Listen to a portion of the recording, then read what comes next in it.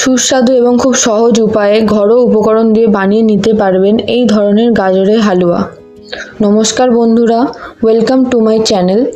আজকে আমরা বানাবো গাজরের হালুয়া। গাজরের হালুয়া একটি খুব সহজ রেসিপি এবং এটি সবাই বানাতে পারবেন।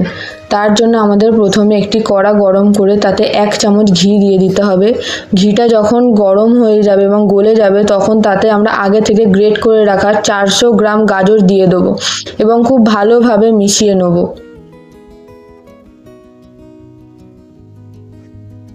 গাজরটা এখানে হালকা হালকা ভাজা হয়ে গেলে এখানে আমরা 1 চুটকি নুন দিয়ে দিয়েছি এবং এখানে আমরা 1 চুটকির মধ্যে এলাচ গুঁড়ো দিয়ে দিয়েছি।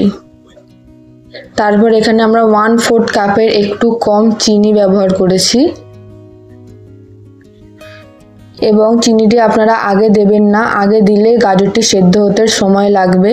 তারপর এখানে আমরা যতটা গাজর দিয়েছি তার হাফের একটু বেশি আমরা এখানে দুধ দিয়ে ভালোভাবে ফুটিয়ে নিয়েছি। যখন এরকমভাবে একটু ফুটে যাবে তখন এখানে আমরা 2 চামচ গুঁড়ো দুধ দিয়েছি